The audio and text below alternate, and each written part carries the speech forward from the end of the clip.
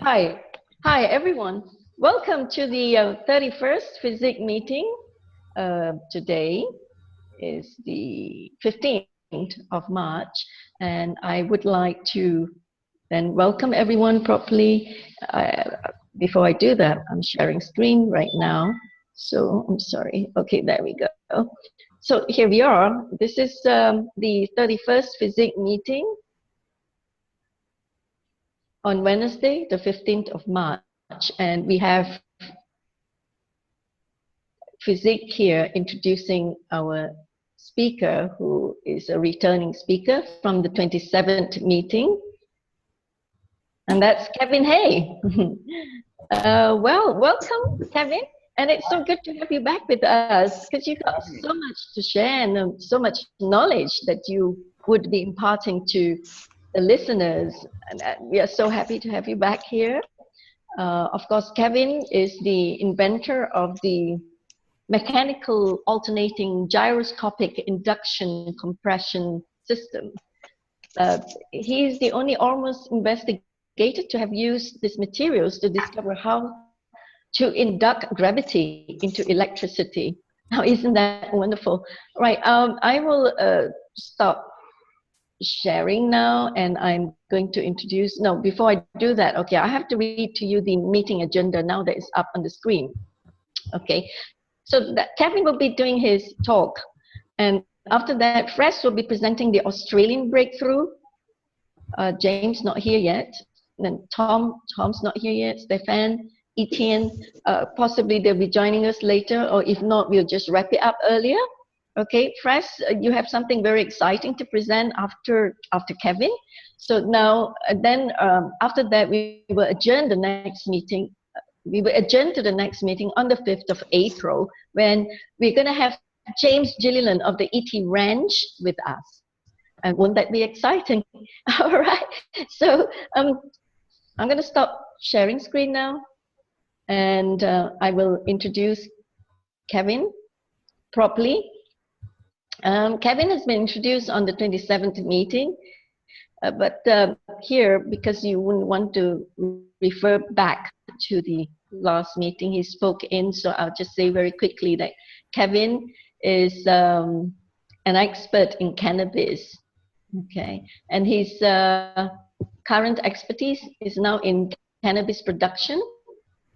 He is involved in gold, electrogravity, and pyramidal refraction that he has seen in his dream.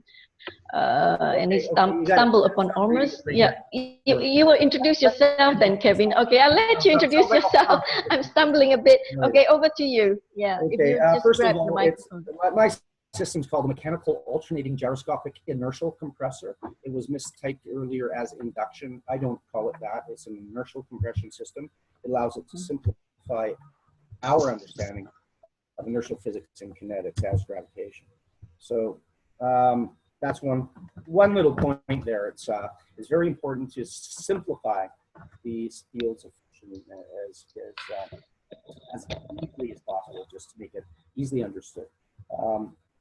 Now, my involvement in cannabis, I'm not a cannabis expert. I am a cannabis production expert, as so declared by a court. A Justice Owen Flood declared me that. I would never consider myself to be an expert at anything. I'm a student. Kevin, I have to stop you for a moment, because your voice is coming out very, very faint. Could you speak louder, please, so that it comes out strong and clear in the recording? How's that? I just moved my microphone. Oh, that's better. Yeah. Okay.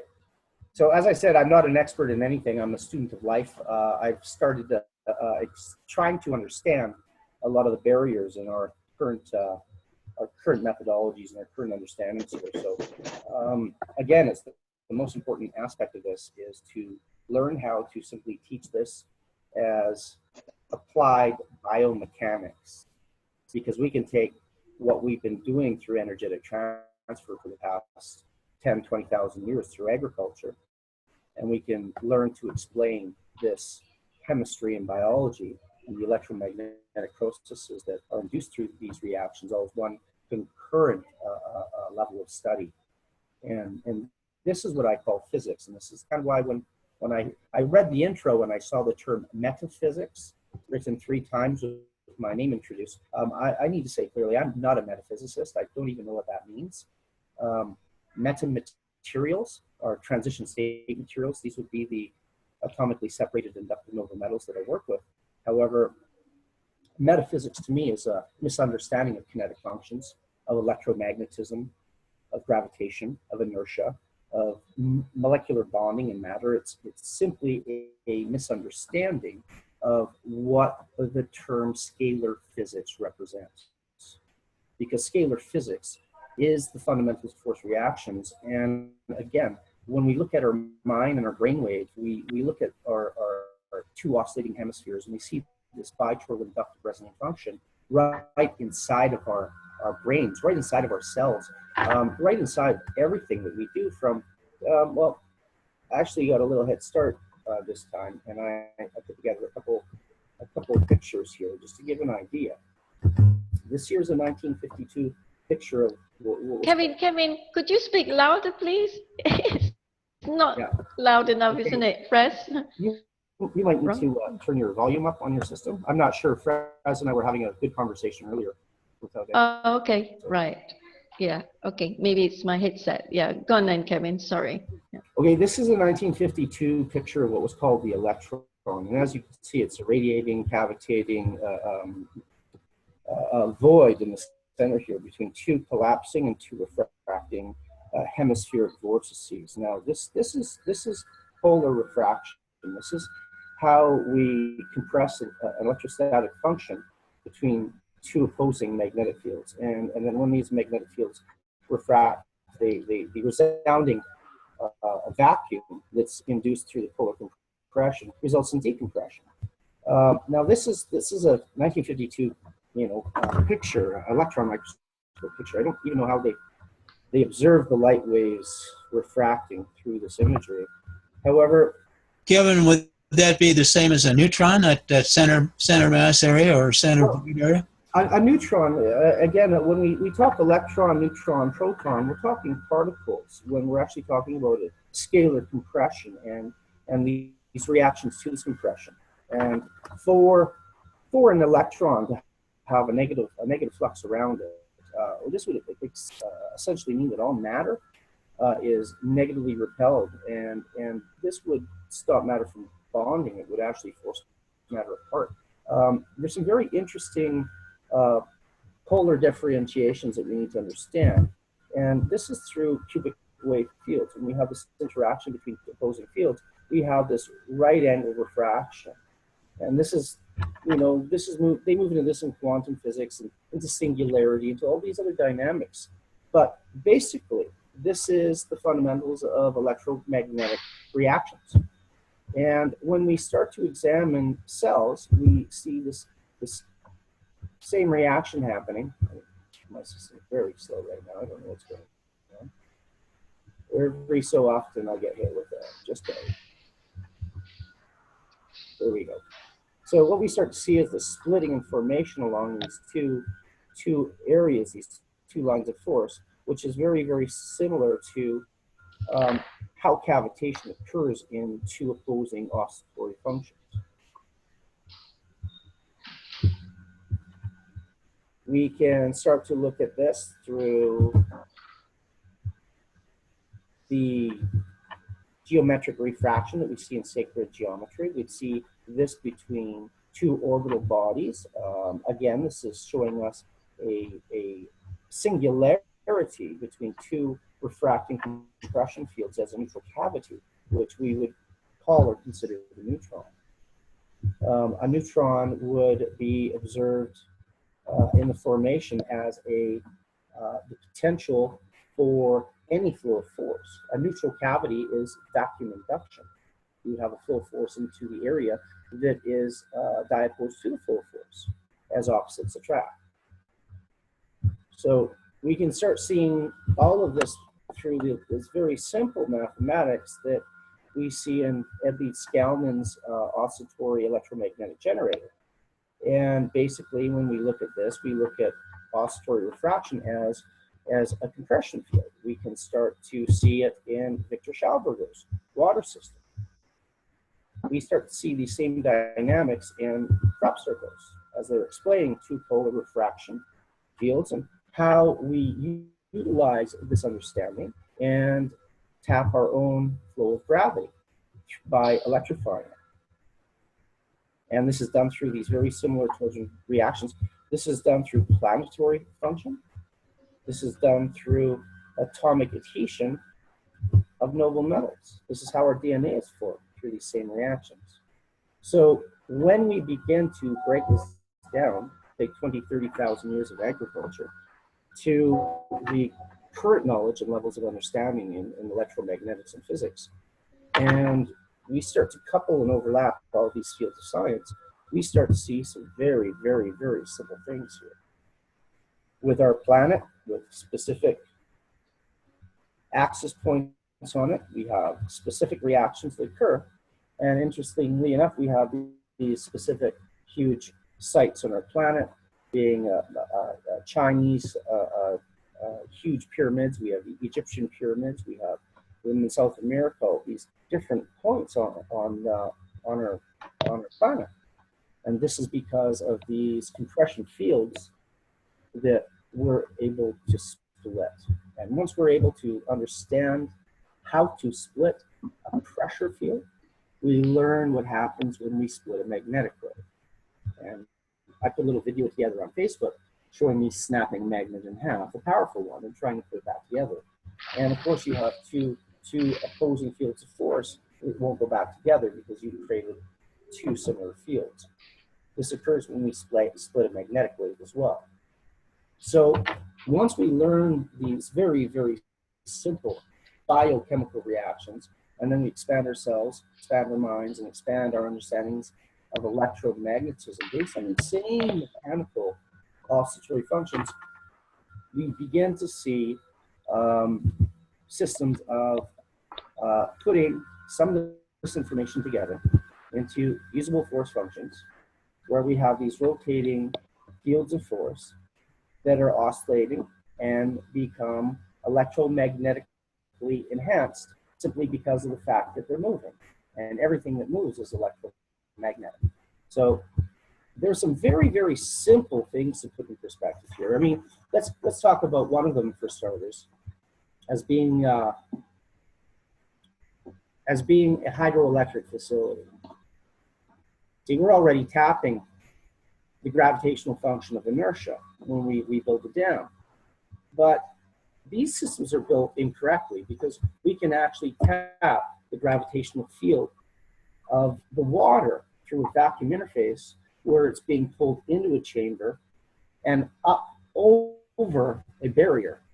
We can then continue it down the barrier and tap the propulsion on the other side. Of course, that's how we use hydroelectrics now. But we can also be tapping all the pickup lines through vacuum compression where the flow of the water enters the gate. And in fact, we could create oscillatory cylindrical turbines all through the entire system. And instead of building these massive, huge dams and then putting all these dynamos all in a line across it, we can, and then of course we have to sustain this huge amount of compression and build this massive concrete retaining wall and then destroy a huge amount of ecostructure behind that area to hold the water.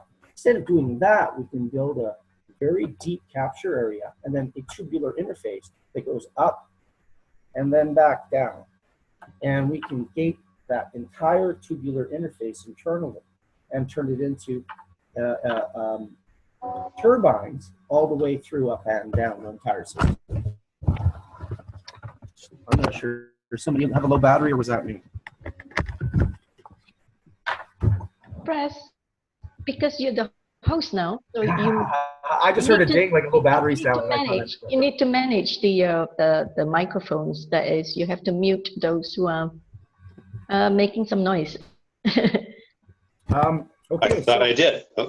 So what we're talking about here is basic agriculture, learning how our bodies work, and cellular dynamics, which is something that I started on a long time ago, many decades ago, through biology and through agriculture. So the the system of taking these basic natural functions that we use internally are gastrointestinal acidification, our brain interferometry, our ability to induce electromagnetic reactions through our brain function and transmit these through our bodies.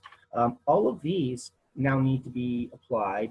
This is atomic molecular scale. So once we apply these same reactions into, say, a planetary perspective, what we start to see are things like this. We start to see cavitation. We start to see these induced mechanics in space, creating these torsion reactions. We start to see all of these polar reactions, very similar to what I've been describing through polar kinetics. And again, the research is showing that all of these reactions are inducing the same fields that induce the electrostatic, electrogravitational field force. So we've been shown, different algorithms, different mechanisms, different refraction systems that are all really showing us the ability to compress and refract torsion function. So we can take this right down to basics, to semantics, to speech. We can build a mathematical language based on these refractions, which is what sound dynamics are. We can put mathematical algorithms to these. We can create components for taking the same function and electrifying it. We can expand our understanding into the mechanics that are our universe, our fundamentals of movement and oscillatory compression, and we can apply the same dynamics to how our brain induces these electromagnetic reactions. And what we call this, this excitation really is where the lens is located in our brain, where we would refract against our pineal wall or cavity, and we would see the holographic show as our induced dream state. And again, when we're awake, through the refraction through our retinas and through our optic cavities, the refracted light creates a holographic rendition for our brain to recognize through light. Now, the planetary function to the light function are all based on these same twin toroidal inductive refractive patterns. And these are methods to electrify the same way that a molecule or a cell electrifies itself before splitting. It simply reproduces its own compression based on these inertial refractive qualities, which represent Einstein's relative dynamic of E squared. However, E squared doesn't represent energy. It represents electricity. The totality of energy is based on the totality of movement, which is in 6 phases of oscillatory compression. 6. So let's have a look at this. Let's have a look at how this works. When we move and we split polar waves, we're splitting through 6 fields of spin function. So our oscillatory function is actually splitting 6 other larger fields of force. Now these fields of force are all interacting, and they create these what we call fractal paradigms, fractal reactions, fractal realities. We create these interdimensional chasms and qualities that could have linear movements, allowing for different dimensional realities to exist. Now, again, it's pretty hard to describe in 3D mechanics when we're talking about 6D molecular or 6D oscillatory functions, creating the molecular design for electrification. So let's have a look inside of this, and we see inside the flower of life, we see this reaction that occurs. And this reaction, of course, it replicates this reaction, which is Nikola Tesla's bitoroidal LC shuttle circuit, which allows to split a wave and to create 2 oscillatory patterns, which allows you to pull the excess from the induced compression out of each side through the potential that's created. You draw in the opposing potential, of course, which is split. So interestingly enough, we see this in a lot of the buildings We see it a lot in the advanced, we see this in a lot of the old understandings of the Templars and the structure of Washington and some of the other sites in the planet. I'm sure the Vatican is all lined up in the same way. But the reality is that this and this and this, they're all representing the same algorithm. And the same algorithm, the algorithm is representing this compression wave. And the light wave is induced by compressing and splitting and inverting and oscillating an opposing scalar function. So when I started to investigate this, I started to see all of these different mechanisms that were utilized to do the same thing over and over and over and over and over. Of course, I found some of the simplest ones available, and I started replicating just to test because I was seeing all this in my mind, in my head. When I dreamed, when I was awake, I was seeing these two opposing vortices, and I couldn't get them out of my head. What I drew down was this. This is how I tried to explain this to myself, what I was seeing. The function of water and the function of electricity, the function of how induced function creates two opposing reactions. And I started to see that we may not be carbon-based. We might be oxygen-based, and we're reading carbon as a reaction to the oxidative compression that is the conductive fields used to read matter. Again, it's starting to flip everything on its head. So mechanically, we can do this very simply on atomic scale, and we can do this in production through agriculture, which is what I'm doing with our polar metals and materials right here behind me. Using a fertilizer. This here is something we're studying all over the world, and people are testing it, and we're growing very clean and very, very vibrant food and medicine using our naturally acquired and naturally occurring polar separated noble metals. Here's why they work. Now again, we start to look at the molecular structure between nickel and copper, and when we start comparing it with the structure of gold, if I managed to put it down here, I was a little bit rushed today, but the structure of gold is resembles almost the Vala as well. I'm not sure if I did manage to put it in this folder, and I'm not searching through the rest because it's incredibly convoluted. But the energetic function is a transfer of the wave by splitting, of course, splitting the wave and creating these refractive reactions. Now, when we have a toroid like this, a torus, when we bang a compression wave through this, what we have is we have an oscillatory compression that moves this way and circles around it. But we also have a reaction that moves around in a circle like this. Now, again, with a solid core, with a solid iron magma core and a thick solid mantle, if we had a compression wave here, like an earthquake, that compression wave should bounce through the core, it should be felt here, and then it should be bounced back, and we should have these residual echoes. But what actually occurs through these earthquakes, and the scientists, the geologists have developed a new mathematics explaining this called what do they call it? They call it. Just sorry, my dog's just distracted me and totally blew my focus here. So what we have is we have these two opposing surface waves that are moving opposed to each other. And of course, in earthquake science, the reaction does not go through the core. We have these observed reactions that show a non-continuity, and these other surface trajectories that occur through these other reactions.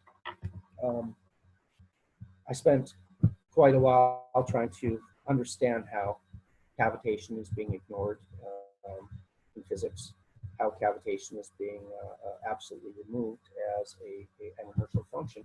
And in fact, when discussing it on Facebook, the word cavitation itself is underlined in red, showing it to not be a real word. So this makes it a little awkward.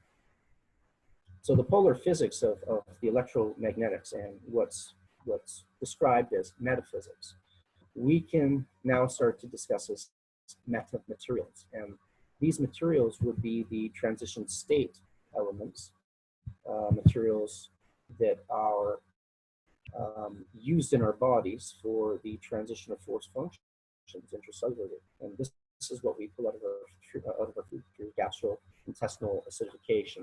We create metallic chlorides, these bonds that are carried through our bloodstream, and then our polar grain function decouples these noble metals and allows them to act as these high spin, high field generators. And of course, in this, oh, okay, and here we go. I did find the pattern of gold.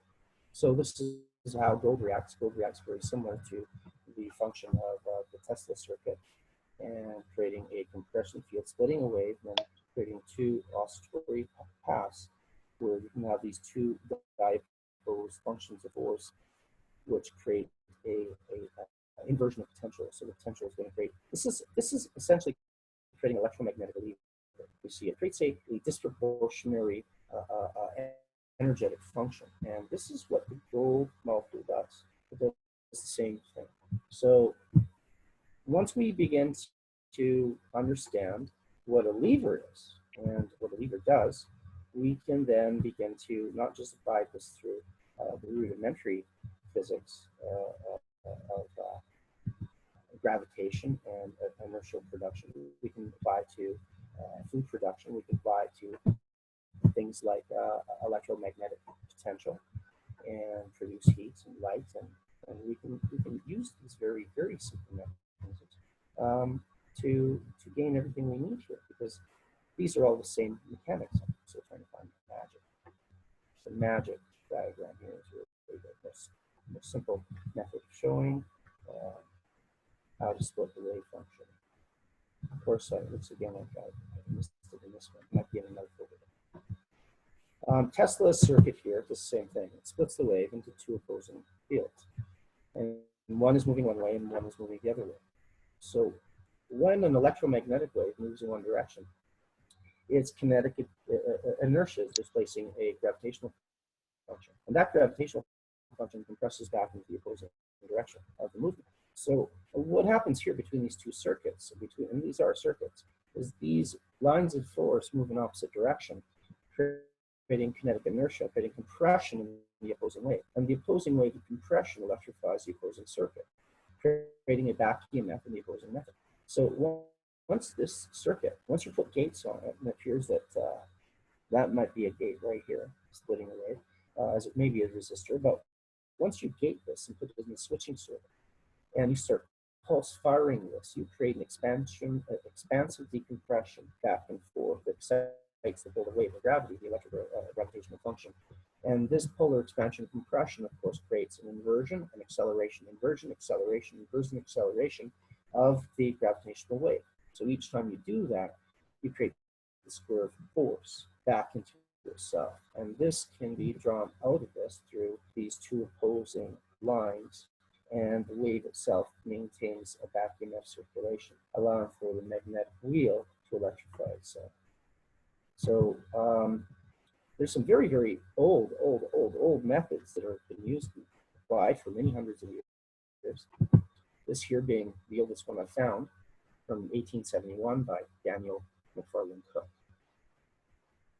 So pretty much these are all expressing the same polar dynamics that we see in our brain, and the same polar dynamics that we see in the transfer of force functions in the cells, the same polar dynamics that are used on an atomic scale in wave compression algorithms through the scalar interferometric functions of DNA.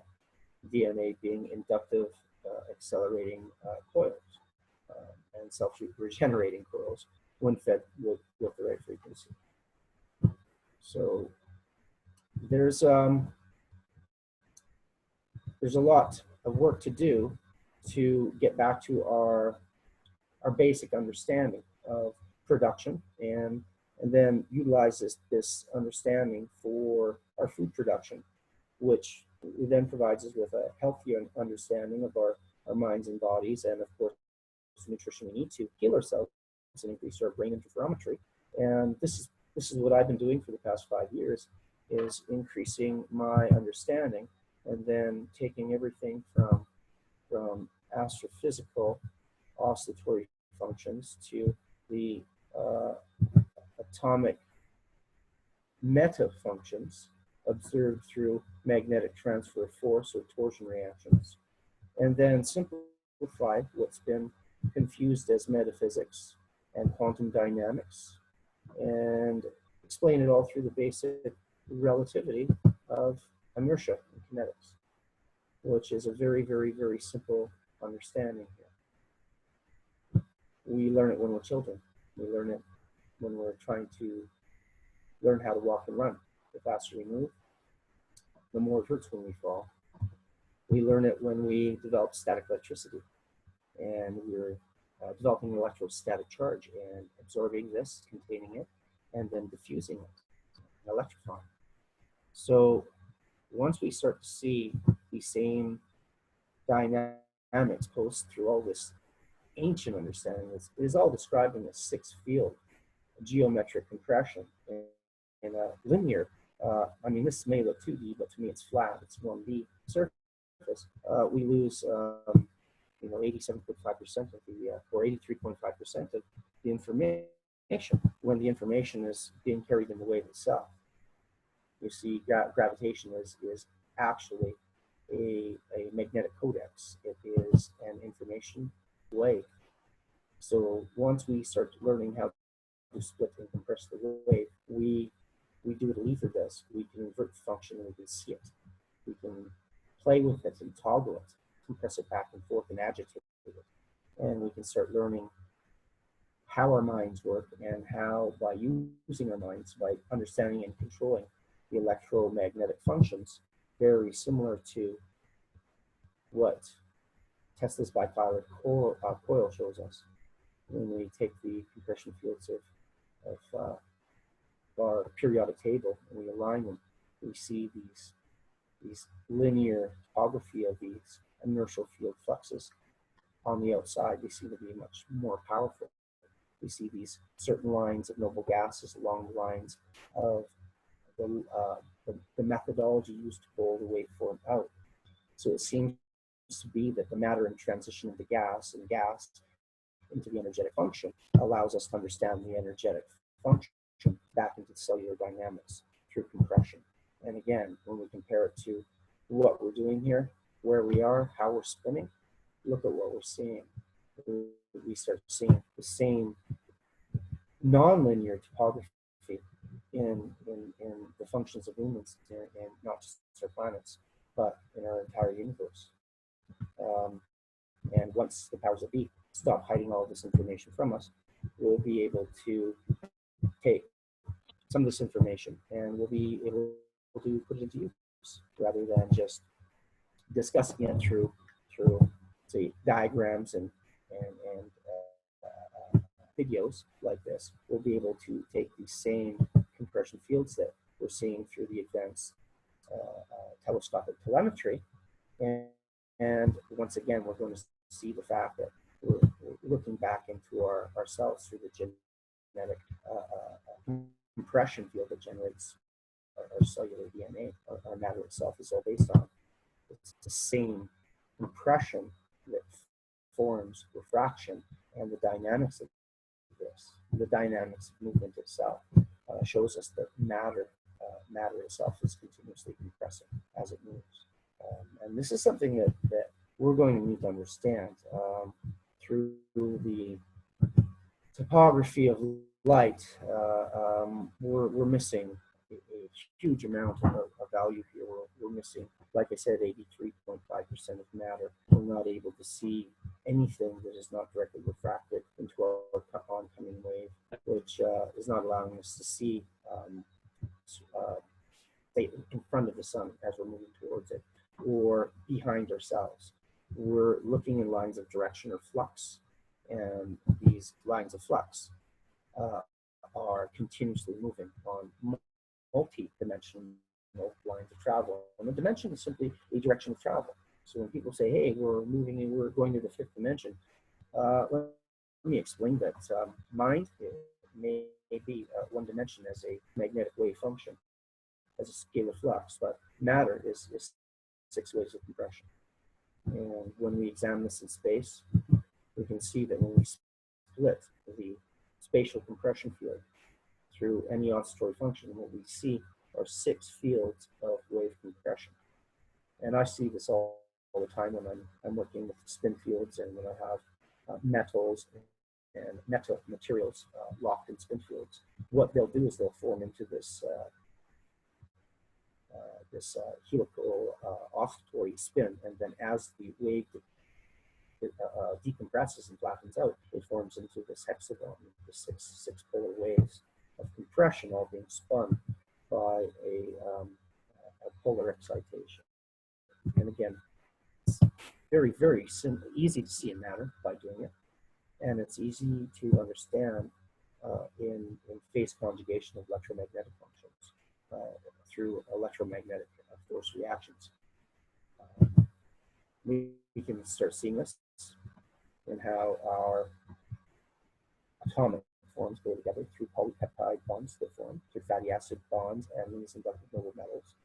And then we can see how these polypeptide bonds form into a more complicated helical compression.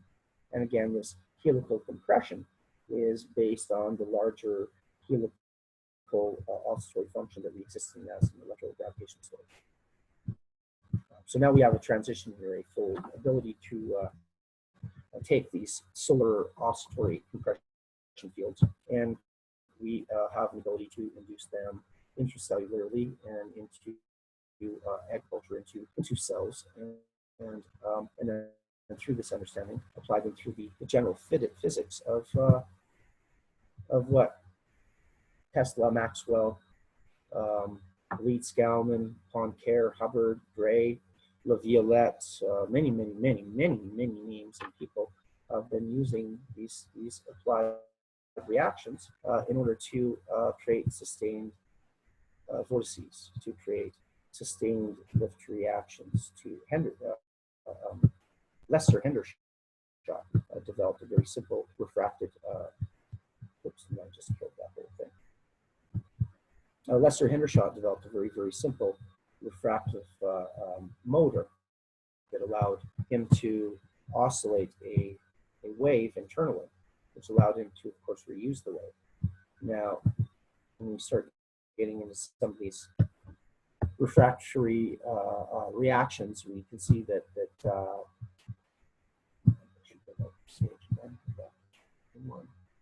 that's crazy when I slipped off out of the folder. We can start seeing how these same refractive inductive reactions can be used to sustain electromagnetic functions here. Similar to how Victor Schauberger did it, Tesla, many other people, and many names that I actually have put on Facebook on my page. That I found that to be an invaluable method of sharing information and testing mechanics. Anyway, my computer is slowed down massively here because I have so much information open, and there's quite a few people observing this information right now. So how you doing there, friend? You want to unmute me for a second and let me get some water so I can get a drink and stop talking for a second? You sure. Yeah. Good, Kevin. But I have some questions for you, though. Yes, perfect. You want to go get water first to drink? I have fresh water, yeah. Okay, wonderful. Hey, Kevin, it's really fascinating watching what you were showing, the diagrams on how you correlate those energy flows, the tossing fields, and all with the flower of life schematics. Yeah, they're all the same thing, so it's really easy to start to see it, right? Mm-hmm. Now it's like that other, just like the Kabbalah, just like all these other. So they're all toroids, aren't they? See on the bottom here, I just have the same electrogravitational flux of a oscillatory function, and then of course I apply it to a scale here, to pretty much something a fellow named Velko Milkovic. He developed something called dual lever pendulums and things like that, and I just saw a better way of doing it by putting wheels in instead of pendulums, because you can accelerate a wheel and then compress mass inertial ratios of force through acceleration, something you can't do with a pendulum. And you see Velcro systems only reacted when the pendulum changed direction, because when the pendulum changes direction, it actually is weightless for a moment.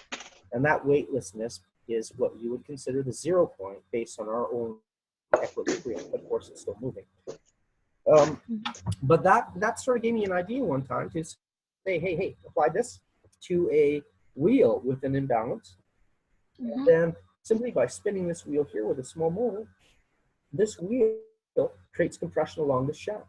There's a lever here with an axis of fulcrum, and this wheel spinning on the end of it is going to cause this to go back and forth. Very, very, very powerfully, which of course creates gyroscopic compression between two dynamos. Now this could be put into any axle. This could be put into axles and generators, so that you have the electromotive compression being used in delivery function. So on your wheels, you're now traveling, and you have the electromagnetic function that we utilize for standard onboard electromagnetic functions, which is what everybody needs. So I put a couple different very, very simple diagrams in. Let me just find the best. There we go. Here it is. And with the oscillatory, there we go. With all of these different schematics in here, once again, I have a very, very simple method of applying all of this into a self-oscillating wheel and then maintaining it internally. Oh, good, I did the thing. Oh yeah, I remember seeing this already. This inside of a hub of a wheel is a very, very simple mechanism, because what we have is these stationary motors with magnets on them, and these can be pulsed so that they spin. But as soon as they spin, they can create, see, a better way of doing this. This is actually inverted. This should be the same polar function on these, so that when these individual motors spin, it causes this to go the same way. We want all the inertia going in the same direction. And so once we start pulsing these little magnetic motors, what we create is a movement with this armature, because it causes these wheels to spin, because they have magnets on them too. So this armature starts to spin. This whole cross section is on a bearing with a dynamo in the center. So once these wheels start to move, because they've got a big weight on them, a big counterbalance weight on them, it causes this whole armature to spin. So this whole armature starts to spin, and this dynamo now in the center starts to become electrified, which then begins to pulse feed all of these smaller little dynamos until this accelerates to the point where the compression of all this mass overtakes the electromagnetic function, and then all of these smaller little dynamos become electrostatic charging systems as well as the main dynamo. So now you've got an electromotive system spinning internally, creating a huge amount of inertia, which you can then use as a forward momentum for the wheels. This system would be very, very intriguing, and I sent some ideas to test the motors a while back. I never heard back from them the first time. The understanding is that once this gets going, this internal mechanism would be spinning at a high speed, and the wheel itself on the outside of it would need to be locked into place by electromagnets. So your gas pedal on the system would actually be a brake, because when you press the gas pedal, the magnetic brakes would pull away from the wheel itself, and the wheel would then start to spin. So you could have a one pedal system with an automatic braking mechanism. And again, whenever you're not moving, the system's still running.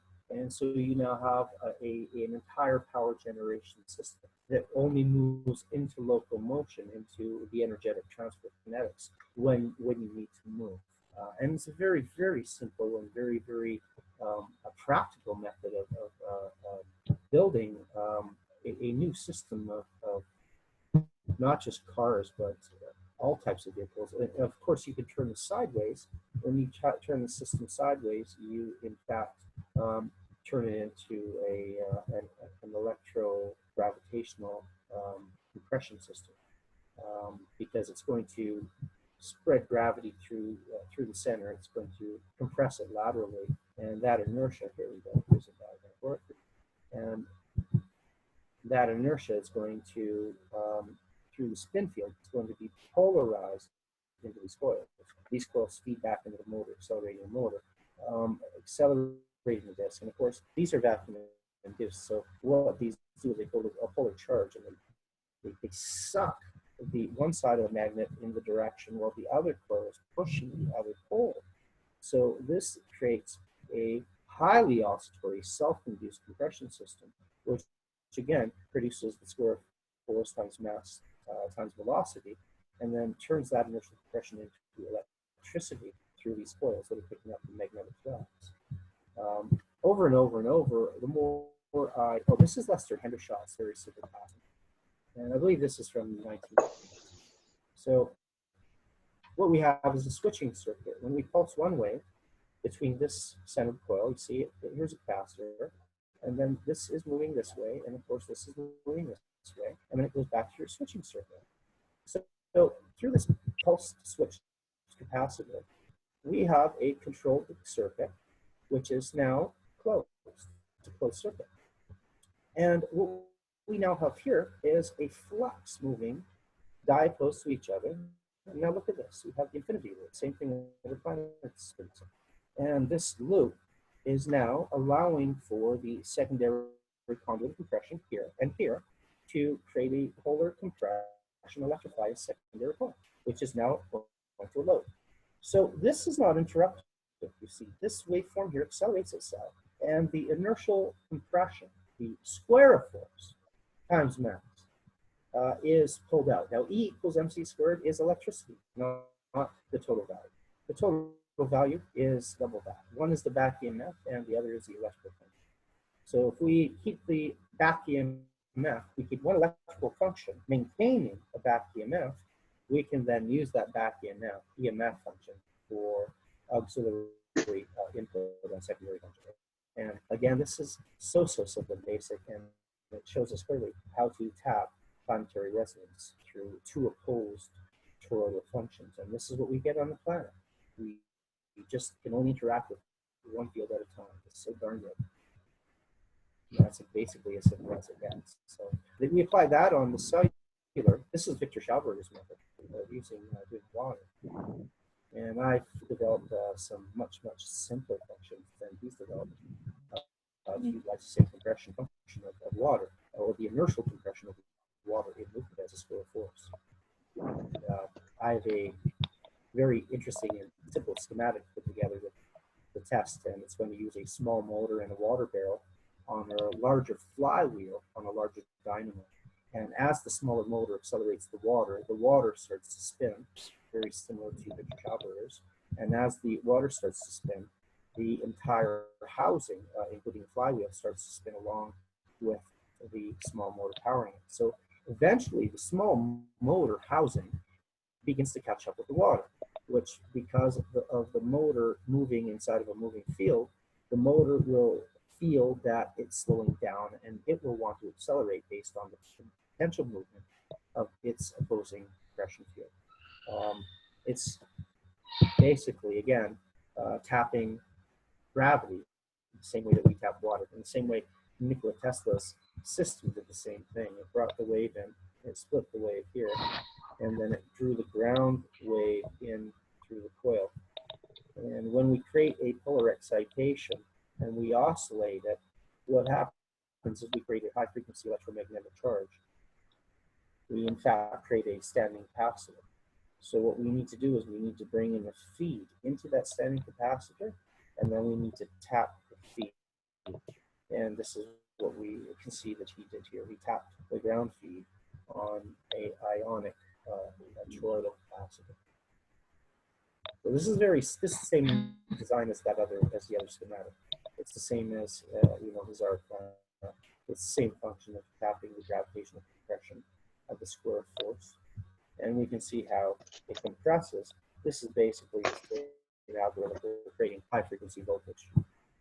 We can compress it through wave function, and this is basically what all of these diagrams represent, from Reed Scalman's magnetic oscillator to Victor Schauberger's hydrodynamic compression system. And now, okay, look at Victor's for a moment. Now imagine here that we put let's say we create a solid base here, and we put a small motor on top, and then we put an impeller here. So this impeller spins, and this entire cavity of water starts to spin as a vortex. Well, that creates compression. We put this whole thing on a bearing, and this entire system now wants to spin. So we put this whole system on a bearing, but we put it on a flywheel. And then we put that flywheel on a huge dynamo. And we have that little motor attached to a solid bracket here, so that when this starts to spin, that means the motor spins. And eventually the water is going to catch up to the motor, and the flywheel and the entire system is going to attempt to catch up to the motor. However, as soon as that starts to occur, the motor is going to sense the relative potential, and it's going to increase. So I'm trying to figure out, when does this motor blow up? Because as soon as this starts spinning around it, this motor is going to think it's going slower. It's going to feel like it's slowing down. So again, we can continue to tap this through using water barrels and small little impellers, or we can do the same thing using coils and electromagnetic functions. We just need to keep the field spinning and pulsing in order to keep expanding and collapsing the gravitational wave. By spinning it here, we're expanding and compressing. We're pulling the wave in through here and through here, and then we're compressing unilaterally through the center. So there's decompression in at each pole and compression out at the axis. And this again shows how cells divide. Any other questions? Somebody else jump in. Kevin, what about this Russian scientist, Viktor Grebennikov? That's right, that's his name. I mean, have you studied his work of the natural phenomena of anti-gravitational and invisibility in insects? Well, have you studied that? Well, I've gone through all of his work, but again, that's nothing new. We understand light through refraction, that light is not moving. We're moving, inducing light. The refractive quality allows us to see light. So by bending that wave using an electromagnetic function, we bend the ability of that light wave to refract in straight lines, which allows us not to see it. So this is very, very easy and simple understandings that apply to every level and to every level of physics. Every level of science right now can be explained through these dynamics that I'm explaining. Every science, every experiment, every physical function, every electromagnetic function, every astrophysical function, every cellular function, every atomic function. All of these are occurring through these scalar interfaces. And once we understand that this is all basically torsion-induced compression, we then can utilize mind over matter. We can utilize electromagnetic functions to change polar adhesion in matter, which is what I'm doing right now with my Ormus extraction. I'm utilizing cellular compression. I'm utilizing the actual production of matter through the protein bonds of DNA, and utilizing these torsion transfer inductive qualities through these polar extracted noble metals. So this is how the cells are growing and developing. Now from that, we're extracting fatty acids, essential oils that are used in healing, but these materials can also be used in clothing production, food and paper, agriculture, and I mean, I say energy, but again, that's useless. We have better methods. We need to burn anything to gain propulsion. We use the opposing reaction. Inducing and inducting are already very, very high kinetic velocity, and braking, we gain motion the same way. Well, I asked about Viktor Grebennikov's works because he actually studied the time-warping force field generated by the secret geometric power of chitin. So I was just wondering, when you were showing the flower of life,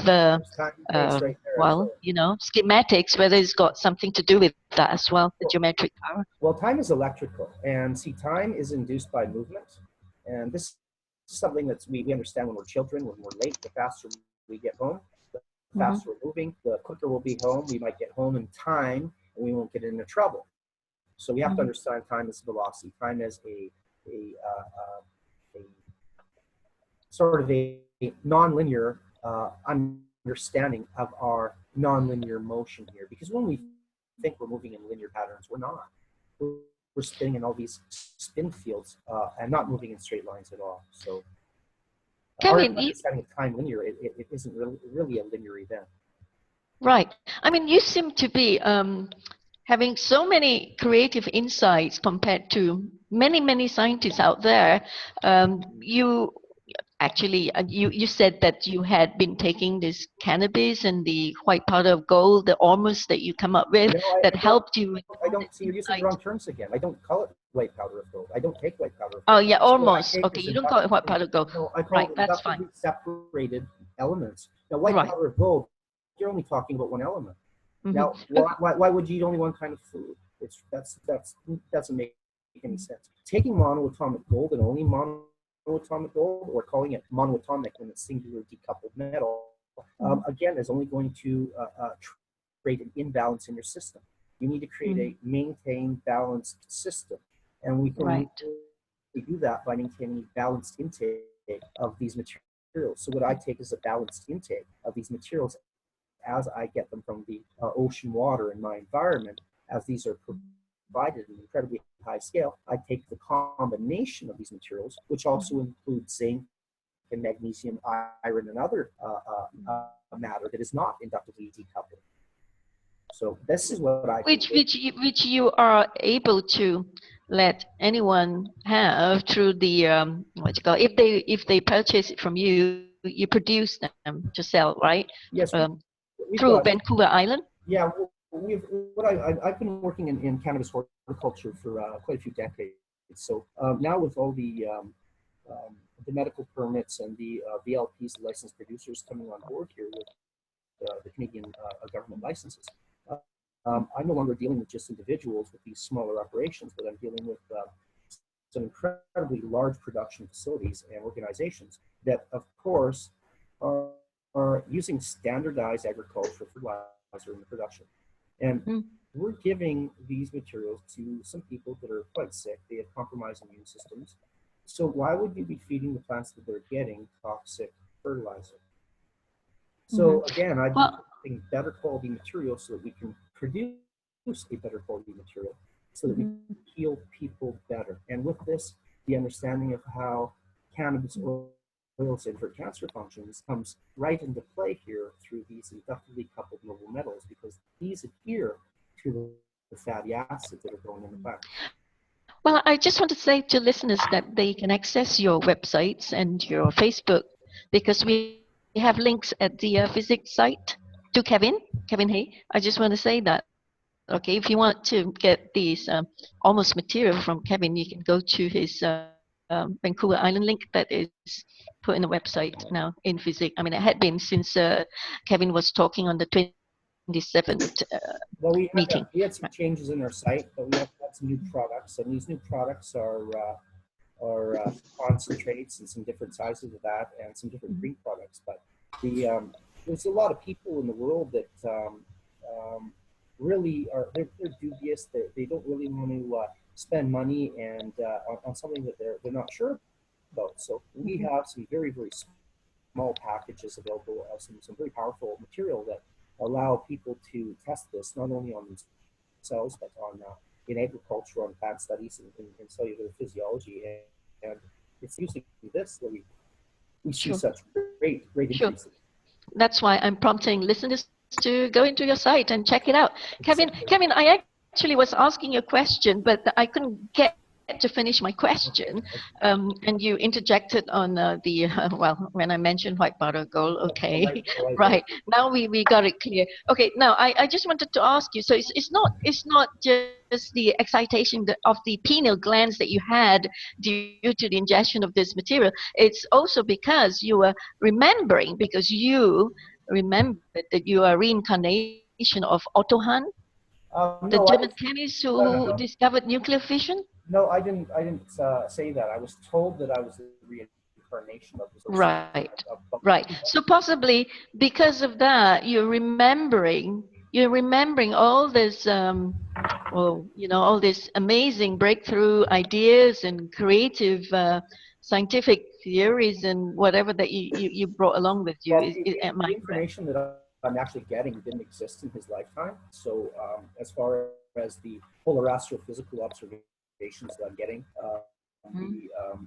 the crude scalar function is a transition through space. It's a compression field. And once we can start to articulate our own brain function and ignite our hemispheric oscillation, what we can do is we can clean off our antenna.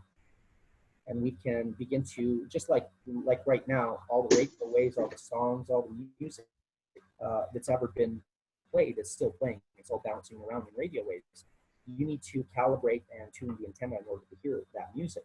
So once we can calibrate the brain waves and increase our brainwave function, we're going to be able to hear a lot more of the information that's embedded in the gravitational codex that we're splitting and moving through, because the compression field in space is an information carrier, and we can create these subharmonic vibrations through these electromagnetic excitations. We can actually send information through space in time many times faster than light.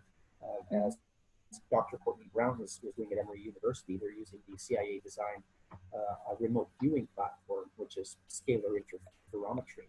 And a fellow named Dick Argyle and several others are using brainwave interferometric functions to split, induce, and read, of course, light waves that were initiated and induced by us moving through that temporal plane many years ago. And it's through this reaction that we're able to view these oscillatory compression fields and then see them as a light wave. And again, this moves us past light. We need to move past light. We need to move past these terms that are being used, like electron, photon, graviton, and neutron. These words do not mean anything to me. These are not particles. These are reactions to phase conjugation, which are different polar torsion field functions refracting and colliding, creating these oscillatory refractive reactions that we can observe, some of them as light waves. We see some of these mechanisms as plasma, as matter, but most of what's happening out there and even around us, even in our own temporal time frame, we can't see it because we're moving away from this other matter. Even matter which is only a few atoms away from us would be invisible if we're moving away from it. We need to be moving toward these compression fields in order to refract and view them as points of light. Now, when we discuss points of light, we're discussing electrostatic, and both of these terms mean stationary, non-moving. So once we understand that, we can begin to grasp the basic fundamentals utilized to split a compression wave, which is what a lever represents. And then we can take that understanding into a gyroscopic mechanism, which is what gearing represents. And then we can start to break it down into the fundamentals of our geography or geometric understanding of refraction. And this is where sacred geometry hits the ground as an electrostatic function. And this is where we need to start applying these functions and use them to get secondary reactions. And this is where agriculture comes in. We've been doing it this way for already many tens of thousands of years. And I'm being called by my dog. Give me one moment. I'll pass the microphone over to Fritz. Fritz, you have something exciting to report. Yeah, you were saying the Australians were having a breakthrough. So would you like to come? Okay, Kevin, you have to stop screen share so Fritz can do a absolutely, and stop sharing. Yeah. Good. Thank you, Kevin. Thank you so much. It's excellent. So we had some. Let's see if we get the pictures to come up. Here we go. We put together what we called our dynamic core, which is basically we start off with a static core, which was your basic antenna with a pickup coil. We basically did a feedback loop back to the pickup coil, and then that was our dynamic core that we put inside what would be a secondary coil in Tesla stuff. The idea was we were just multiplying, use compression and stuff to get a charge out of this. And we were looking to see if we could harvest electricity basically out of the ether. The interesting thing is we got one of our cohorts down in Australia took the design I was working on and simplified it. He says there's too many parts, it's too complicated. Let's work with a very basic model and see what we get. And he put it together and put a meter on it. And the first thing that he noticed was the hands-free, that non-touch AC indicator. probe was beeping, which is similar when you're testing your maggrav pulse and things like that. It's an electromagnetic pulse that basically actuates a little magnet inside the probe. Well, he put his voltmeter onto it, and he's showing 4 volts production, which was pretty good. And but the thing was an AC current.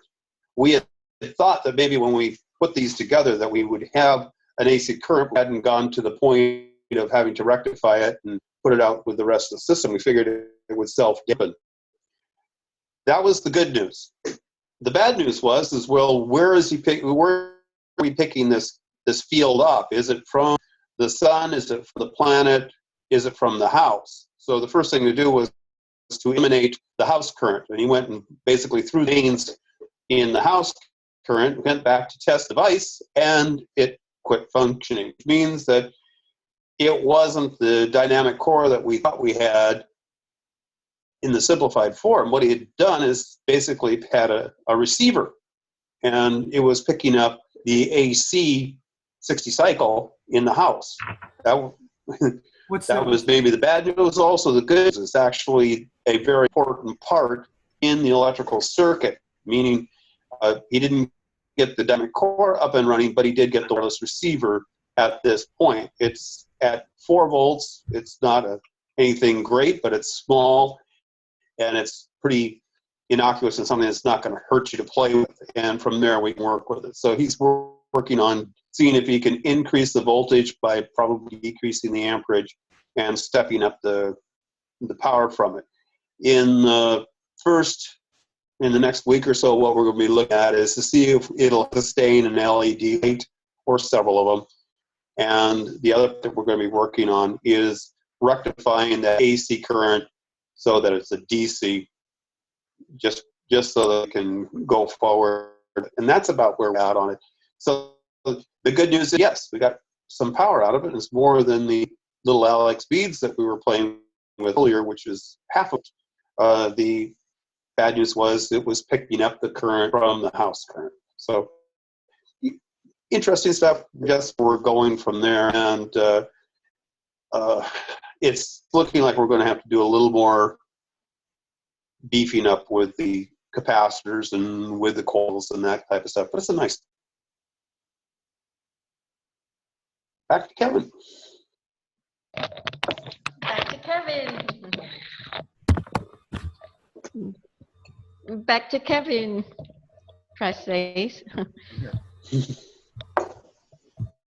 Go on then, Kevin. I'll ask Kevin a real quick question. We were talking earlier. He was showing some healing repair to his head, an incident, big cut, and he put some of the materials on. And then a little bit later, he showed some of this was earlier conversation we had, some of the strawberries and things that he experimented with. And I was wondering if you kind of quickly through that, if you'd be interested in doing that. Certainly. One sec here.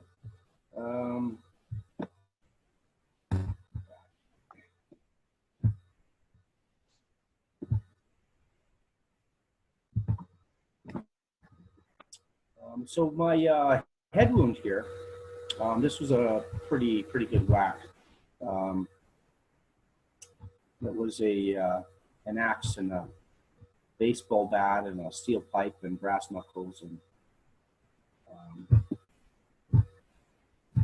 all within a few minutes. I'm not quite sure what did the damage, but what I ended up doing was putting my Ormus cream concentrate on the wounds, and just covering them up really well, and just smearing it on. It would dry out like clay, and then I would smear more on it. Where the cut was, these materials were absorbed straight into the blood, straight into the living tissue. And where all the dead dry tissue is, they would collect and stick. And they would even stick on the metal staples.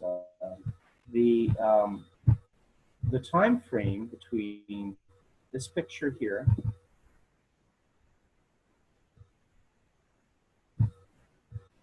and this picture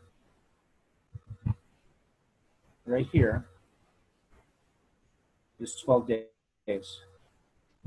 So Wow. yeah, the healing God. effect of these materials, it's I mean, it can't be understated. The I did the same with my cat. My cat had surgery, and it was a really nasty wound. So of course Sorry, Kevin, who was that? Who was wounded? It That was wasn't you, was it? yeah, that was me. Wow, my God, that must have hurt. Yeah, 6 months ago. Oh God, what happened? So I'm not going to get into it right now. I have a quick question for you, Kevin. Yep. You know, on your Ormus, I initially ordered your Ormus in the 125 milliliter because I wasn't, sure about, how much I wanted to take and everything else.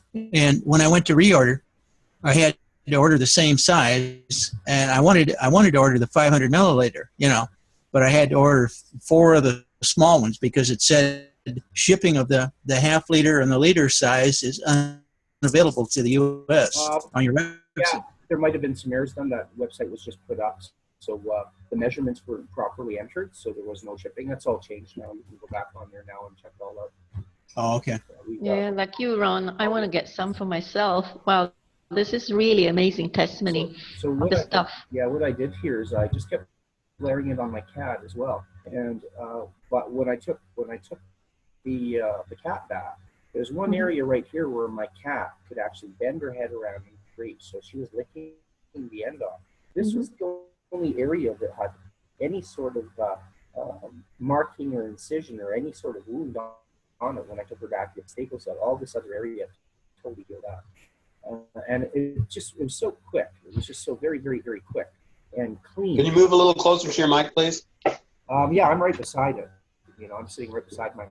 I mean, you just sprinkle the stuffs on the cat's wound, on the stitches. No, I showed pictures earlier of it being cream, being layered on, just like on my head. It's not sprinkled on at all. This is not added as a powder. It's added as a thick cream. Okay. Hold on, let's see. See, here we go. This is my second application right here. Thick cream. Okay, I got it. I see it now. Yeah, and then that dries up. It dries up. Okay. See how loose it is? Yep. Very creamy. I layered it on, and then of course it dries up and it turns into almost that clay-looking patch. Here's day 3. 3 days after surgery, and look, the center of the wound is almost all healed. Wow, that's amazing. Yeah, it accelerates it just unbelievably well. And did you say this compound is cannabis based? No, this is Ormus. Okay. This is Vancouver Island Ormus cream concentrate. It's nothing to do with cannabis, but we use this to grow cannabis. But we also use it for food production. See, this is what happens when we feed it to our plants. They become, they become massive. That's my apple tree. My apple tree goes, every year if I feed it Ormus, it goes huge apples. If I don't, it just grows normal size small ones. That's everywhere we use it, we see a different growth rate. We see accelerated yields, and we're seeing incredibly nutritious food with just unbelievable smells. Like these strawberries, you can smell them. You can smell them, many feet away. It's not like you have to put your nose right up to them. It's amazing. Press, this is more effective than the GANs we produce. I have pictures of GANs that people have done independently with GANs. They compared our Ormus with GANs, and it's night and day. It is absolutely night and day. I can pull the image up right here. Independent GANs versus Ormus. I think I have it. GANs. Let's see. GANs versus Ormus. There's a picture. Look at that. There it is. So this was sent independently on Facebook. The side on the left was given Ormus. And Ormus left, GANs right. Yeah. Got it. I was told by this person, Joyce, yesterday that this is still in bloom. And this picture was sent to me months ago. 8 weeks ago or more. She says that this is still in bloom. Flowers are coming on. Wow. And Kevin, what GANs do you use? CO2, CH3, CO? I don't. I'm explaining that I don't use GANs. I don't use GANs. But you said GANs water on the right. Right. This is an independent test by somebody else, because I don't do tests, you see. I don't need to. I know what I'm doing and I'm proceeding.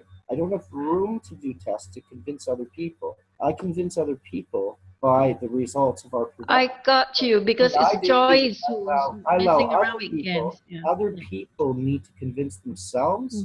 I don't have time to do this. They need to themselves. So this is other people showing independent testing. Yeah, I can see it's Joyce Elkins doing the GANs water, comparing with the Ormus. And Yeah, underneath got here, it. the one here, this is 3 cannabis plants that were all the same. This one was fed Ormus, only Ormus and water, and these ones were fed just water, and this was 12 days apart, 12 days from first treatment. So I was sent these ones from another person as well. Cool. When we take a look at the atomic makeup of the different products, comparing the Ormus with the ganses are more singular. They may have 1 or 2 elements in it, whereas the Ormus he's working with is a collection of all the elements from the seawater, from the ocean water. He's working with a broad spectrum. Well, some of the work that I did this last year was with the different ganses, with the vegetable crops and stuff here at our nursery. And the production, the size and stuff wasn't that great, but the flavors were better than with the commercial fertilizers. So, what the picture that he showed with the flower and the plant is very similar to what we saw with the ganses that we did in our nursery. So are you just using GANs water, or are you using a material that you're extracting, doing a GANs cyclonic vortex reaction? No, right now, last year's experiment was strictly we would separate the ganses, get rid of the salt in the solution, similar to what you do with your Ormus, and then basically only the clear water, and let the ganses drop to the bottom, and then just water with the clear water off the top. So it's a very limited in line of elements that we're putting in, because we're dealing with zinc, iron, silver, copper primarily. Okay, so you're only feeding them the clear water. Correct. So that's magnetized, demineralized water, because you're electromagnetically inverting the materials from the water hydride and pulling them out. Exactly. Yeah. So what are you doing? Exactly. Material? Excuse me, another question? Because the material is what you need to use to grow your stuff, not the water. The water is just a conduit for a carrier for compression, the same way we use water in hydroelectrics. Yeah, we were basically looking to see how far you could stretch the GANs off the bottom without overloading the plants, to see if it was an increase in friction, etc. It was you can water a tremendous amount of crops with very little material, actual solids, doing this, and that was basically the request foundation. Well, the salts are necessary because the chloride bonds are once again, they're just a carrier for a transition state to make it water soluble or blood soluble in humans, acidically soluble in plants. So what we're talking about, again, when you're referring to GANs, you almost sound like you're talking about a plasma state, but you're in fact talking about minerals, about decoupled, atomically sensitive, highly energized oscillatory atoms. And I've got containers of these right beside me that what I've done is I've managed to take, there's one good reaction right now. Okay, this will be a great little thing to show. This year. Okay, I'm gonna pin the video. Stop sharing screen there. Okay, these are the same materials, because what I've done here is if I shake this one up, this one here will follow the solution right away, and this one here, if I shake up, this will stay murky for several days until it starts to separate. That separation was actually weak. You see how this one here is already separating on the bottom. The only difference between these two bottles, this one won't separate. It will stay in that solution. which is how I normally ship our Ormus material. This here is the same amount of matter as is in this bottle. This one here was frozen. And through the hydride reaction of thermodynamics, what we have is a inversion of the molecular bonds of the water, where when we cool water down and condense it, it attracts. When we heat it, it evaporates, expands, and it repels. So we're actually changing the polarity in water through the electromagnetic functions of heat. This is a very interesting test here because it not only shows how the manna was created through condensation in the saltwater floor of the desert, providing the coupling necessary to create this gel-like fluid state. This here would be what we would find at the base of glaciers when glaciers melt. So the glaciers aren't really pushing up and compressing all these materials. These materials are in the actual water itself and then frozen into it. And when the water melts, it falls out of it in this compressed state here. So we get these pooling off from these glacier melts for this high density mineral. And this is how it's forming. It's actually repelled out of the water through the freezing process. It's no longer coupled to the hydride reaction. Something that's very, very interesting to start playing with is when you're playing with. Got a quick question on that specific. Yeah. I lost my mic. Anyway, can you revert it back to that lightweight, fluffy after it's been frozen, or is it now in the heavy state and not returnable to that fluffy state? Well, I'm going to mess around with it and do some thermal tests on it. I was just actually doing these tests recently because I have a lot of material that was going out to a bunch of shows, and one of them was in Edmonton. I was sending a lot of samples to Edmonton, and these were 1 ounce sample bottles like the ones I just showed you. And I thought, well, you know, if this material gets frozen in transit, is there going to be a change in the actual material itself and how it's bonded to the water? Because of my understanding of how this material is forming through the condensation of water on desert, creating a hydride reaction through that compression, I thought, well, you know, let's reverse that. Let's see if I can mess around with this. So I threw some in the deep freeze, and wow, to my surprise, it fell right out of the solution. And again, I haven't had time to get back on it. I've been working on my butt off, getting caught up on a bunch of projects here, and I have several clients that I've been behind on with my time. So I've been really trying to put some time away and do a lot more experiments. But once again, it's experimentation is what you do when you got a full belly and time on your hand, you know. Yeah. Kevin, it's really good to see you relax this time and you're not so stressed with strap for time. I got a lot. It's wonderful to have you here with us. I mean, I've got to close the meeting soon because Fred says we have to shut early today. It's too long a recording. Hey, it's really lovely. Anytime you want to come back to speak, just let me know, Kevin, bro. Okay? And it's really nice to have you. Fred, do you want to interact more with Kevin and before we close? You want to ask questions? And Ron, I'm sure you have a couple of things you want to ask Kevin. Yeah, I had one question on that head wound and the wound that the cat had. Yeah. That was the Ormus concentrate that you used on yourself and on the cat for the heat. Yeah, and that's fully edible. Like, that's the wonderful thing about this is it's a fully edible cream concentrate. Yeah, I got a small one of those from you too. It's a 15 gram. Okay. Hey, I've been sending them out a little bit for people to try. Let me tell you, it is the best burn cream I've ever seen. And I've talked to some doctors, and they told me the same thing. They can't believe what it does.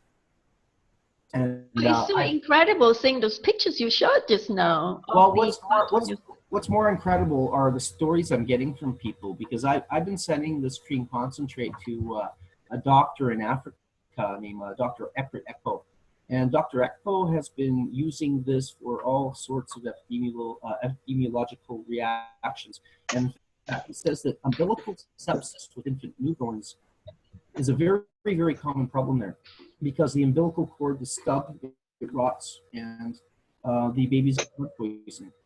So what he's been doing is putting this ormus cream into the belly button, and it's been drawing the poison out and drying up the nub and pulling the poison right out of the babies. And he said they could see it in the arms and the veins very, very, very quickly, how the poison was becoming drawn right out of the bloodstream, back down towards and out of the system, through right through the umbilical cord.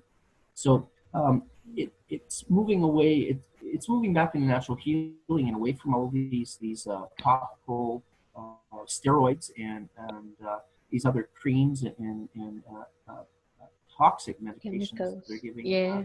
So to see and hear the results that I'm getting from experts in the medical field, and then of course talking and discussing and sharing and sending these materials to others all over the world to test them. I've had some of the people in Sacramento at the plant physiology labs absolutely stunned by some of the results. And again, I am sure. we're doing shows Kevin, right now. It's great. Can I request while you talk about this, would you be able to pull up on the screen and share screen on how listeners can get hold of this cream, like going into your website on that exact link where people can purchase it? Let me just get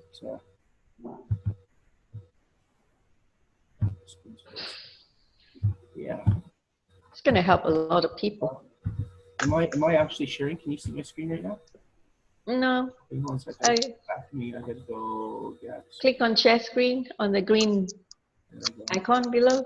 Oh, there it is. Okay. Just get on here. www.island.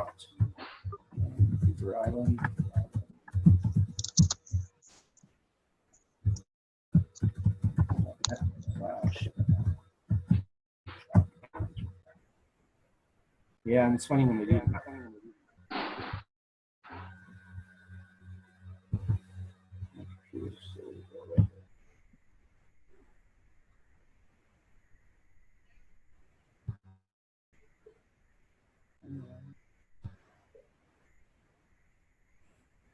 It's interesting. As soon as I get on here, there we go.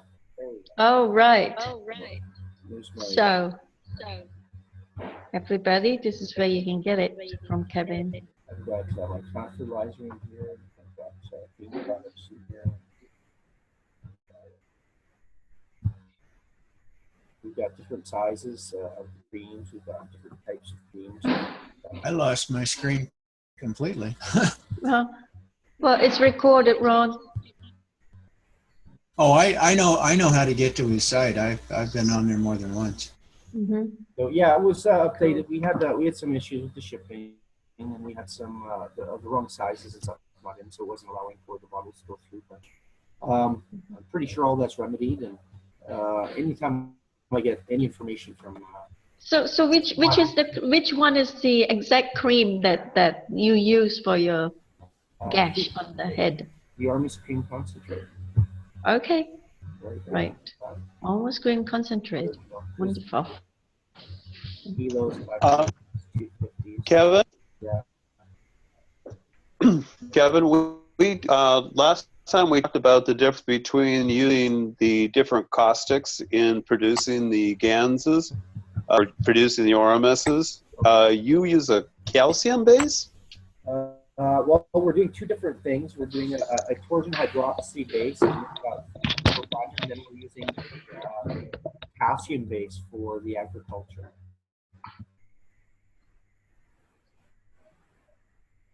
You brought up a little bit there. A hydroxy base for the human grade and a calcium hydroxy base for the plant grade.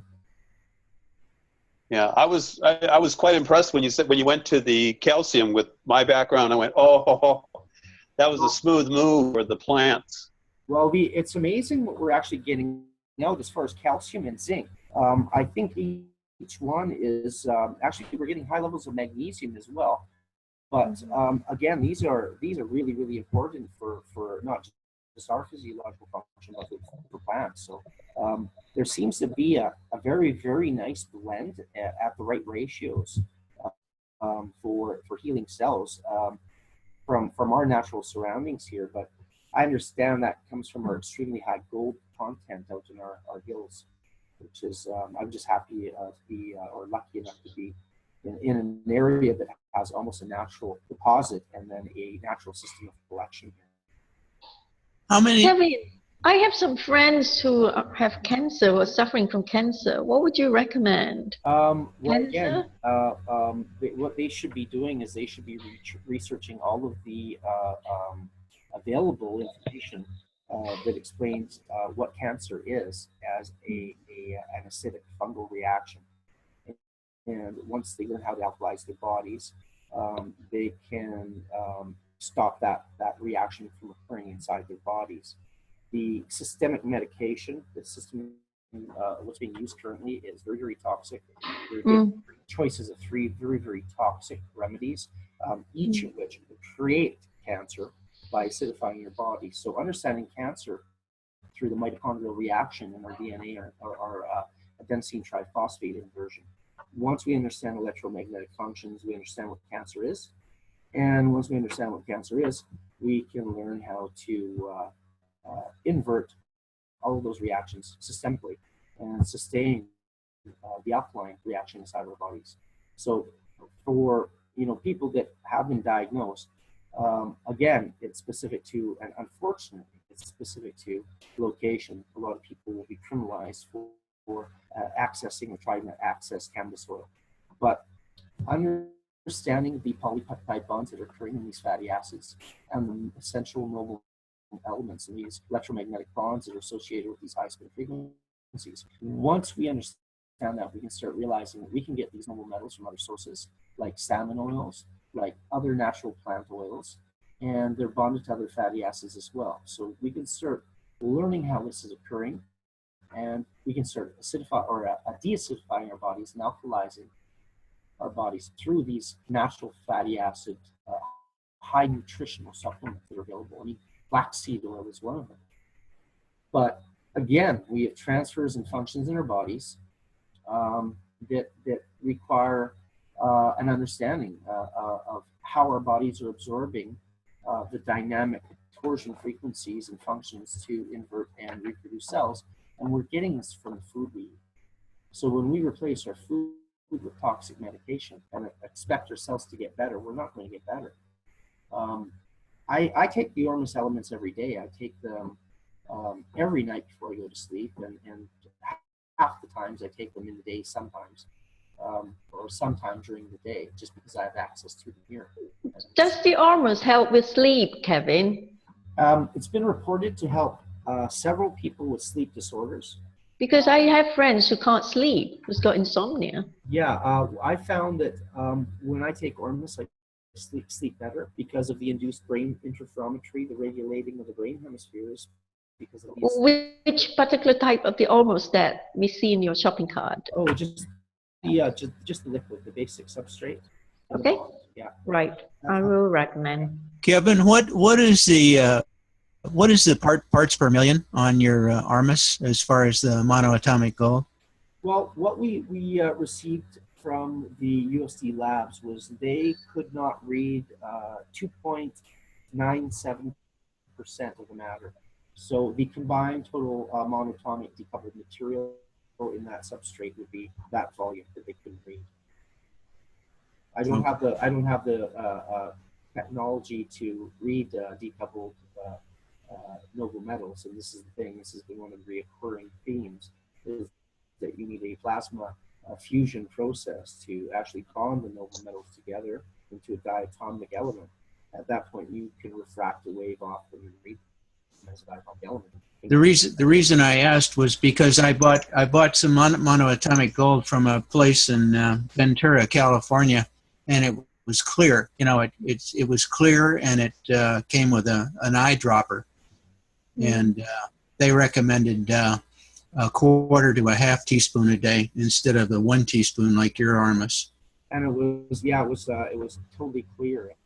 What did they tell what parts per million they had on there? Yeah, they said 10 parts per million. 10 parts. I wonder how they were testing that. I'm not sure, but it's perfectly clear. There is no white coloration like there is with yours. Because 10 parts per million is like, I mean, I'm talking 2.97%, not parts per million. Parts per million million. If there's 10 parts per million, yeah, there's not much there at all. And they might be basing that on how much gold they actually acidified into auric chloride and then decoupled. But it all depends on what type of mechanism. Well, how would you relate 2.97% to parts per million then? And I don't. Well, I'm not a chemist. Well, that's almost 3 parts per 100. So Okay. Yeah, and so you just put a bunch of zeros on that. All right. The amount of material that they could not read was nearly 3%, and that gave us pretty much of a base value of what they were actually not seeing. Okay. The solution was mostly water, even though we sent a very thick solution. It was 90 some percent water, and then of course of the available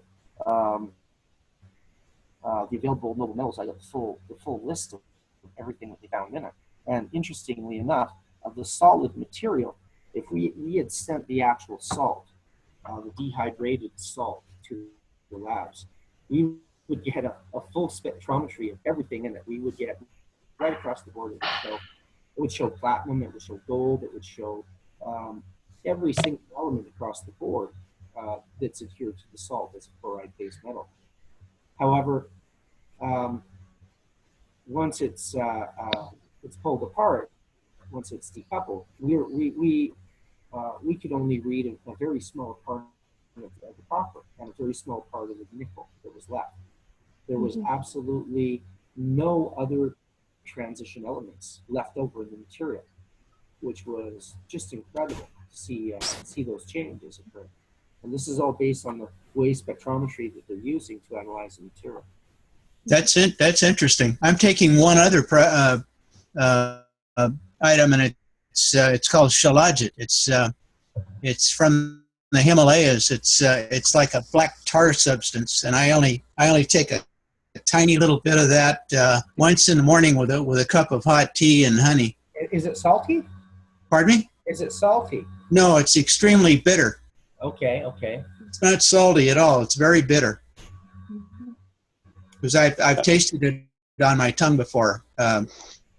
You actually break off a little piece and put it into something hot, like hot water for tea or something like that to dissolve. So how long have you been taking that, Ron?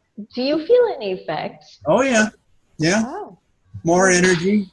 I'll check with of course, you. it's a combination of ormus and shilajit both. Mm-hmm. What I urge people to do when they're testing monatomic elements,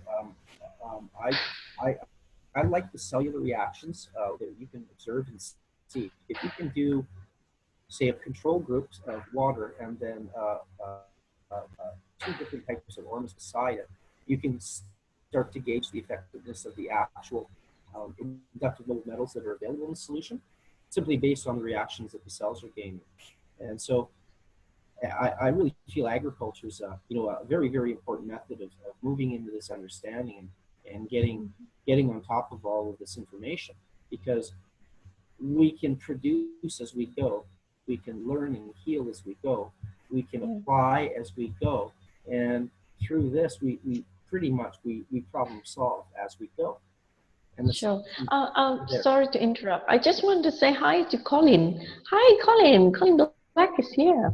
Colin, how are you? Hello. Yes. Yeah, you are an expert in GANs production.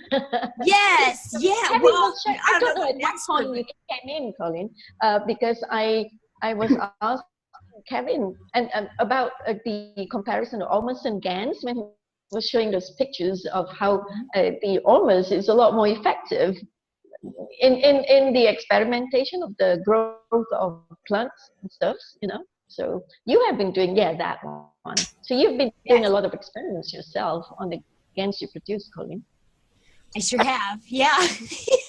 Yeah. And all this, I just popped in here and all these images are just, we just talked about this in class today. We had a really beautiful, a visualization, video of the torus and the Merkaba and the formation of energies, and it was incredible. incredible. But we were talking about the interaction of emotional fields, and I've been working with the GANs in art. So I've been incorporating the GANs That's right. in painting and in your paintings, yeah. yeah. So I want to bring this into. I would like to take this because Kevin has the hemp adobe product that he's been working with. And I would like to take it into sculpture full board and start to because we use water as the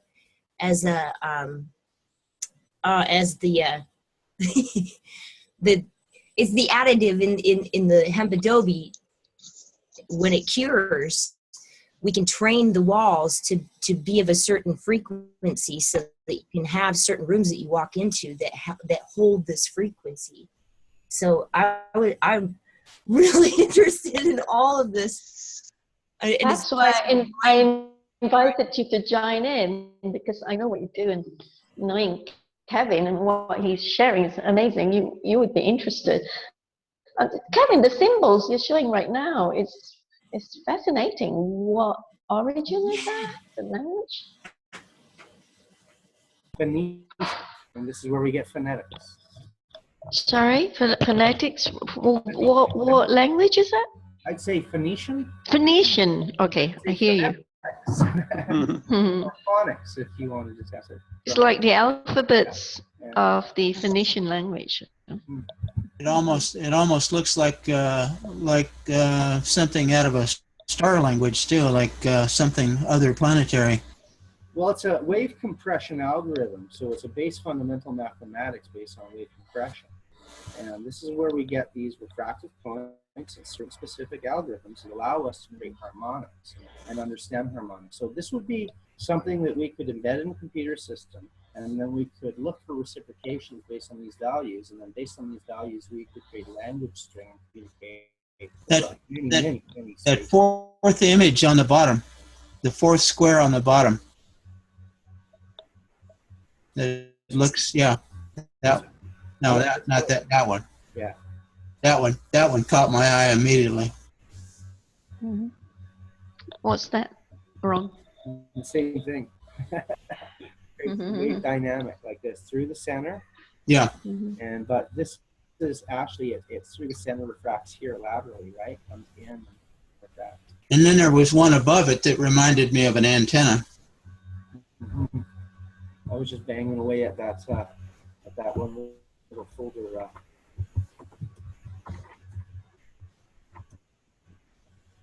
Oops. There it is.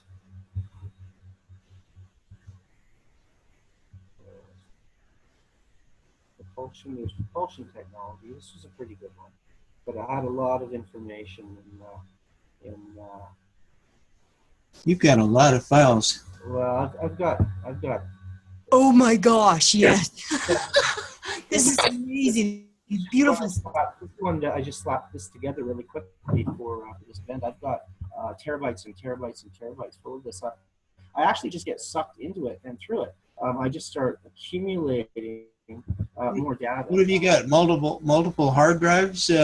Yeah, I've got a couple ones that are unplugged, wrapped in tin foil. Then they're put in Mylar bags and vacuum sealed, and then they're put in another Mylar bag and vacuum sealed, and then stuck in a cupboard. So just to make sure I have a few terabytes of information put away. I spent years. I had maybe six or 8 hard drives go all within a space of a few months after we had this electromagnetic device put across the wires from my house. Had a lot of electromagnetic issues here, so I've had a lot of information and videos destroyed. So I've been just trying to compile data and save it a little better now. I lost a lot of video of work and stuff back there. So maybe what you need to do is create a grid, like a copper grid. Yeah, Faraday. Yeah, like a Faraday cage for the wall ceiling. Well, I already wrapped all of my other stuff up and put it away. So I bought an extra hard drive and copied everything and put it away. But there's so much information that I get sent by people, because what I do is I'm pulling a lot of strings on people. It's pulling on things that they know inherently and they haven't been taught properly.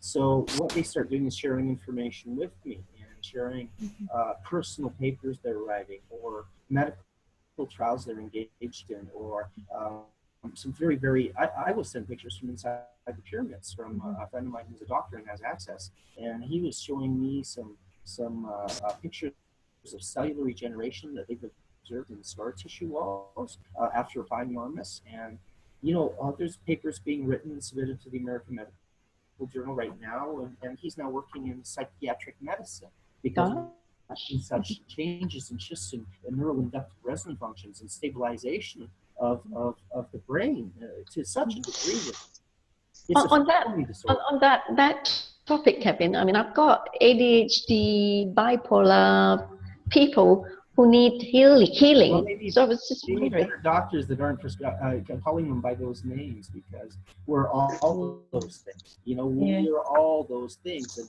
we've created this string of medicative presumptions where, okay, you have this, take this pill. You need a name to take the pill, you see. I know. Give it, and then give it. I don't So take does any it help? Does it help if I tell them absolutely. to go get your Ormus? We've had people we've had children that have stopped having seizures. We've absolutely changed families' lives, and it's nice to do this from so far away. I've managed to have touch a lot of people and have them help others and help heal others. Wonderful. Okay, I'll point them to your direction. Yeah. Yeah, I met people that were on death's door that were actually coming online and saying goodbye to everybody, and that's how I met them. And I was just blown away. I'm like, here, listen, just give me your address, email me your address right now. I'll make sure you get some, because you know, if it helps, it helps. If it doesn't, I'm so sorry. I'm going to do the best. I'm going to try. Hey guys, I have to wrap up the meeting because it's been like more than 2 hours now. 2 hours coming to 2.5 hours now. It's really lovely having you with us, Kevin. As I said, you got so much creativity up there in your brain, and what you're sharing is amazing. Colleen, it's so good to have you with us. Wish you were here with us earlier so we could. Yes, I didn't realize. I'm so sorry. I got the time wrong on that. But it's okay. We love to see your artwork at some point. You can see my desktop here. I can probably I can start the video. I just get off my screen share, okay? Just a quick one because we have to wrap up. There's one. This is the one that I'm working on right now that has cool. Look at that. Beautiful. Dreams coming true. Oh, it's amazing. There's a lot of things that are happening with this. I imagine. So I really do look forward to, when's your next meeting? Are you having another one soon? Yes. Hey, I must tell you, the next one will be very, very exciting. Do come back, all of you. The next one, we have James Gilliland of ET Ranch, ESATI Ranch. Wonderful. Wonderful. Yeah. I'll definitely love him. Yeah. So he's with us. Kevin, would you come back on the 5th of April? Like I said, I've got so much work, so I can't. I can imagine. And yet you found time to be with us. We are so grateful. Thank you. We're so honored. I'm gonna go now and work for about 10 hours. So get some. Oh gosh, you need to take Kevin, some before you take off, real quick, Kevin, on the strawberries you were feeding with your Ormus, how often those were going to basically travel, and your Ormus water, how often were they fed the Ormus?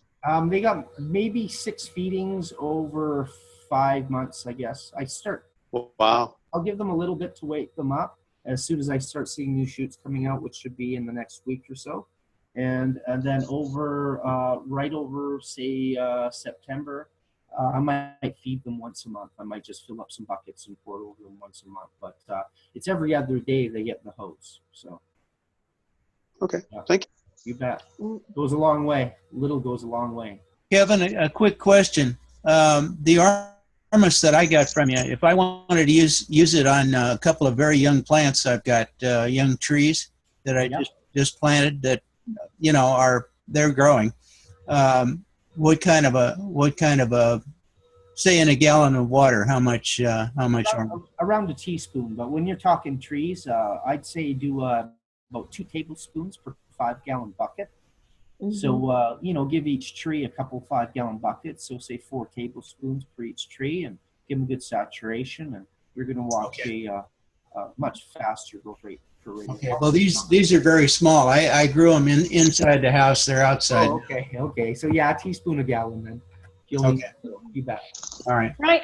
I guess I don't need to go around the table because everyone has to say here now already. Colin, would you be able to tell the goddesses of GANs about James Gilliland speaking in FESIG in the next meeting on the 5th? And after James, we have very exciting speakers coming in. After James, there will be Adrian Espinosa. If you heard of him, Super Soldier Talk with James Ring. He has access to files, the ACIO files. Ron, you know what I'm talking about. Oh yeah, I know what you're talking about. Yeah, and he's got actually this guy Matt. You know as well, Colin. Yeah, well, I'm familiar with it, but I'll have to look into it more before the next. Yeah, and it's really exciting. The next few speakers, the next few meetings, be on the lookout and join us, okay? And Adrian, and then the next one would be after Adrian Espinosa. He'll be talking about the parallel realities and stuff like that, and about the future, about the PPAI. Artificial intelligence, of course, that's what they are dealing with. And also about free energy and how, of course, this is about free energy and how the future is going to be like. So it's going to be very interesting. And Kevin, join us, make it a point, take a break. Don't work so hard. Okay, and then we're going to have the next speaker called Mike Upstone, okay? He runs a trust. And he's got some of the most amazing scientists and researchers as well that he's putting together. So that's the lineup for you. If you go to physics site, you will be able to see their lineup, okay, and join us. And thank you so much, everyone, brothers and sisters here of FESIG. And I am so happy that we have this meeting, and so grateful and honored to Kevin for spending his most valuable time with us. Until the next meeting, there being no other business, we adjourn the meeting to the 5th of April. Okay. James Gilliland will be talking about ETs and ET technology and all that sort of stuff. It'll be so interesting. Thank you all, and much love to you, my brothers and sisters. Thank you. Namaste. Thank you. Namaste. You can stop recording now.